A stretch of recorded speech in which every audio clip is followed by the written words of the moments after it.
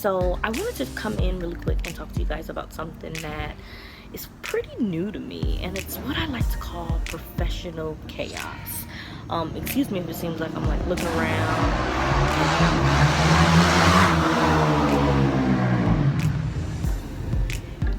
I had a bad day at work today, and I'm a spoiled little brat, so I usually come and chill with my parents. So I'm in their backyard, and I don't want to be too loud and disturb their neighbors. Professional chaos. So I don't know if it has anything to do with being a creative or just jumping into uncharted territories. But today I experienced the need to not want to be employed by somebody else. I have no problem with being an employee, but today was the first day that I just was like, maybe you don't want to do this anymore. So I guess I'll do backstory. If you guys don't know, I am an event planner, a catering manager specialist in the hospitality industry. So I do weddings, I book the space at the hotel. I have to sell space, and I'm a salesperson, so that means I have a goal that I have to meet quarterly. And in the beginning, it was great. Starting off, I had no issues with it. Then I started kind of wanting to do more of the genuine Gemini stuff, and the effort and energy that it takes to be put into a salesperson's shoes was something that I just discovered, like, I don't want to do it anymore. So today, we have these meetings all the time, and if you work in hospitality, you know those meetings. We have our higher ups, so our DVP, which is the district vice president, our regional vice president of sales. They come and they do what they call like just a check of the hotel. Having a goal is stressful. It is really stressful. Having my personal goal isn't as stressful, but can weigh heavy as well. But having a goal within hospitality. So, sorry, going too fast. What they do is monthly I have to make a certain amount of money, and quarterly I have to make a certain amount of money. If I am not making that amount of money, then, red flag. I work off Century Boulevard, which is a very popular street in Los Angeles because it is right by the airport. I work in a cluster of hotels, and I have lots of competition, lots of people who have beautiful space, not so beautiful space, and it's just a lot of different dynamics to being a salesperson in the LAX area. Met with my DVP, did the whole presentation, show and dance, and while it all went well, I'm just not sure that I want to continue with this path of being a salesperson. If there's anyone that's ever experienced being an entrepreneur but still trying to be employed, you understand this feeling. Like, it's hard. You wake up and you don't want to have a 9 to 5. Now, that's not really me. I don't mind, like I said, working at all. I don't mind having to punch somebody's clock, so to speak. But I also don't like the pressure of sales. It's getting rough for me, and I don't know if it's because maybe I am learning more about the market and realizing I don't like it that much. Different backgrounds in hospitality. I worked on the, more prestige upper end to the mid, okay, to the lower end, back up to the prestige. Like, I've been all around. So it's not anything new when you have a product that you aren't really proud of. And while I love my property, do not get me wrong, sometimes it's just like, around the corner they got this. And that's where that creativity and that need to want to be a salesperson comes into play. And I just felt today so defeated and depleted, like, I don't know if I'm made up for this anymore.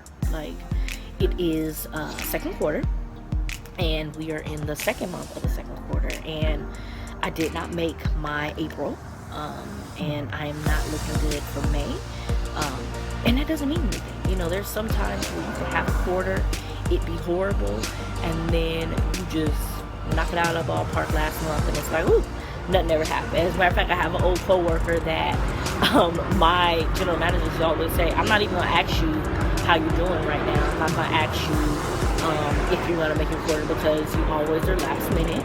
You'll wait till like 2 weeks before the quarter ends, and it's like, yeah, I made it.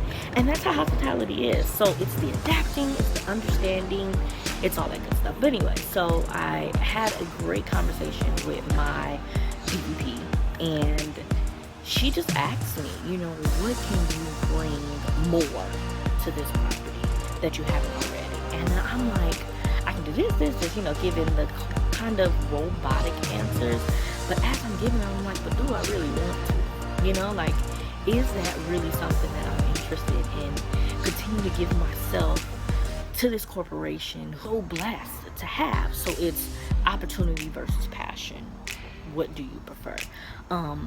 I have been blessed enough to be able to balance out both. Like, I've taken vacations with this job.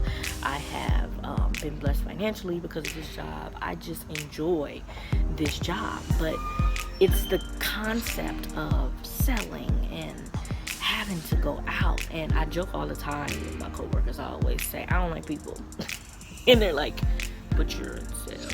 How don't you like people? And I'm like, I don't care to do the soliciting aspect of it. You bring me someone who has a budget, who is interested in doing something, I'll handle it, no problem. In regards to career, and it's just chaotic to sit and think about all the things that you could be doing and in the direction I like my money, I like my title, I like my benefits, I like, the other end of being a sales manager, all the perks. Retrograde something. So I wanted to figure out how I can transcend either this passion and make it completely doable for both, meaning Genuine Gemini and hospitality. My dream has always been to own my own chain of hotels one day. I still want to make that happen. So I need to learn more in the hospitality industry. I just do. And I know that. I'm not as well versed in certain aspects, but jumping into the sales side was important for me because that's where you kind of learn a lot. I've done operations, being an influencer, which is the direction Genuine Gemini is going. And I thought, what is more important to you? Having someone's vision come alive, and you being responsible for that, or impacting somebody's life as an influencer. Now, when I said that, I just heard it's like kind of the same thing, because if I do a great job with somebody's wedding, they're never going to forget that it was me impacting their life. But truly doing what I'm passionate about, that's where I'm kind of like on the fence of what I'm doing. So I came up with a few things that I thought maybe would be good when you're in this type of stage and you figure out, what you need to do. Obviously, challenge yourself, push yourself to whatever limits you need to push yourself, and figure out your why you're in it, meaning the other portion. So for me, hospitality. What was the reason why I jumped into hospitality? Does that still matter to me now? You know what I mean? Is that still something that is important to me as a creative, owning my own hotel chain? Is that still a business venture that I wanted to hop into? And then I thought about, multiple streams of income and how it's great to have different crafts and, really have a good feel for being a professional. I am a complete rebel when it comes to the sales industry. I don't like dressing up, wearing heels. I don't like doing the whole beauty glam, buy into my property because I'm gorgeous type of thing. But it's kind of what you have to do. You got to drink the Kool-Aid. And I'm thinking I don't want to drink it. I also believe that as a professional, your accolades are what's going to be your legacy. I have to figure out if being in hospitality was that. Does that make sense? If this is adding to your legacy.